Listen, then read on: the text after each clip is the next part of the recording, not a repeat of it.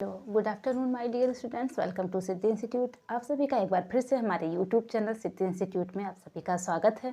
जैसा कि आप देख रहे हैं, जो आज की हमारी टॉपिक होगी वो होगा कपास। आज हम कपास के बारे में पढ़ेंगे। इससे पहले हमने जो है वस्त्र विज्ञान में जो हमने टेक्सटाइल हमारी जो पहली क्लास थी उसमें हमने पढ़ा वानस्पतिक प्राकृतिक जगत से प्राप्त होने वाले रेशों को हमने बांटा था। तो उसको हमने 3 भागों में बांटा था। पहला वानस्पतिक जगत से प्राप्त होने वाला रेशा, दूसरा प्राकृतिक जगत से प्राप्त होने वाला रेशा, तीसरा हमारा खनिज जगत से प्राप्त होने वाला रेशा। अब अगर हम बात करें तो वानस्पतिक जगत के रेशे से, तो वानस्पतिक जगत से प्राप्त होने वाला रेशा हमें 3 तरीके से प्राप्त होता है। पहला तो हमें बीज के द्वारा, दूसरा तने के द्वारा, तीसरा हमें पत्ती के द्वारा प्राप्त होता है। तो आज हम जो टॉपिक पढ़ रहे हैं वो हमें बीज के द्वारा प्राप्त होने वाला रेशा है, जो हमारा कपास है। तो चलिए अपने क्लास को शुरू करते हैं। जैसा कि हम देख रहे हैं कि आज की जो हमारी टॉपिक है ये तो कपास है, आप देख ही रहे हैं। तो कपास हमें कहाँ से प्राप्त होता है? तो हमें ये प्राकृतिक जगत से प्राप्त होने वाला रेशा है, जो हमें वानस्पतिक जगत से प्राप्त होता है, वो भी हमें बीज के माध्यम से प्राप्त होता है। और वानस्पतिक जगत से प्राप्त होने वाले सभी रेशे कैसे होते हैं? तो सभी के सभी रेशे सेलुलोजिक रेशे होते हैं। अब हम देखें, अगर कॉटन जो है किस भाषा का शब्द है, तो कॉटन जो है अरेबिक भाषा के क्यूटम शब्द से बना है। कॉटन अरेबिक भाषा के क्यूटम शब्द से बना है। कॉटन का वैज्ञानिक नाम क्या है? तो कॉटन का वैज्ञानिक नाम क्या है? गॉसिपियर हिर्सुटम है। ये कपास का वैज्ञानिक नाम है। कपास को हम किन किन नामों से जानते हैं? कपास का जो ये उपनाम है, हमको और किन किन नामों से जानते हैं?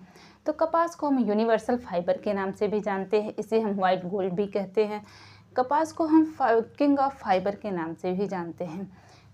कपास जो है ये यूनिवर्सल फाइबर यानी कि विश्वव्यापी रेशा है। सफ़ेद सोना भी इसे कहते हैं, इसे रेशों का राजा भी कहते हैं। तो ये कपास के उपनाम हो गए। अब अगर हम देखें तो कपास का जन्मदाता देश कौन सा है? तो कपास का जन्मदाता देश हम किसे कहते हैं? तो कपास का जो जन्मदाता देश है वो भारत है। कपास की खेती भारत में कहाँ कहाँ होती है? तो गुजरात, महाराष्ट्र, एमपी तथा तेलंगाना में होती है।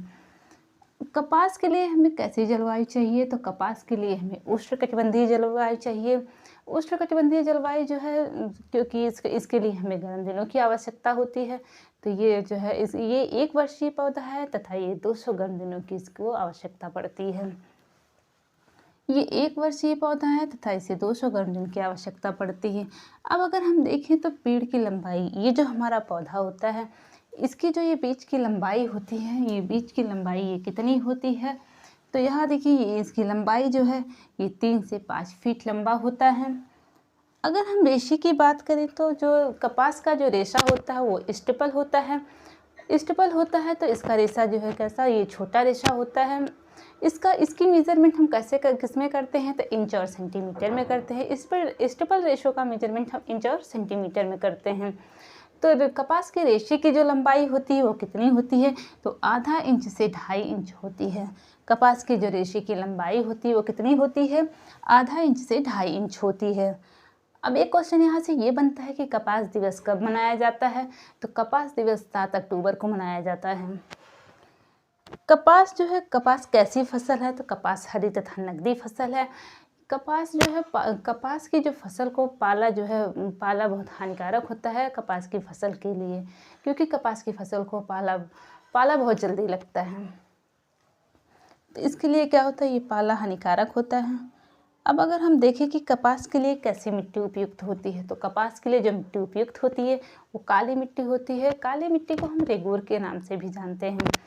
काली मिट्टी जो है, काली मिट्टी में जल अवशोषकता की क्षमता अधिक होती है। कपास के लिए कौन सी मिट्टी उपयुक्त होती है? तो काली मिट्टी। काली मिट्टी में जो है क्या होती है, इसमें पानी को सोखने की क्षमता अधिक होती है। एक क्वेश्चन यहाँ से ये बनता है कि सूती वस्त्र उद्योग मिल की स्थापना कब और कहाँ हुई थी? सूती वस्त्र उद्योग मिल की स्थापना कब और कहाँ हुई थी? क्वेश्चन, सूती वस्त्र उद्योग मिल की स्थापना प्रथम सूती वस्त्र उद्योग मिल की स्थापना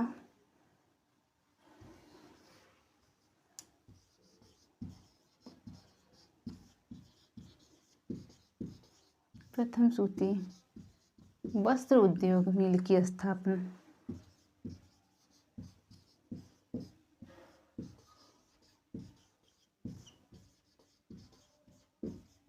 मिल की स्थापना कब और कहाँ हुई थी? तो इसकी स्थापना 1818 ईस्वी में कलकत्ता में हुई थी। इसका आंसर क्या होगा?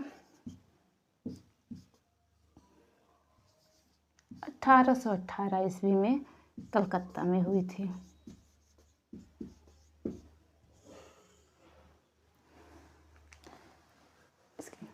अब यहाँ तक आप देख लें। अगर आपको स्क्रीनशॉट लेना हो तो आप इसको ले सकते हैं।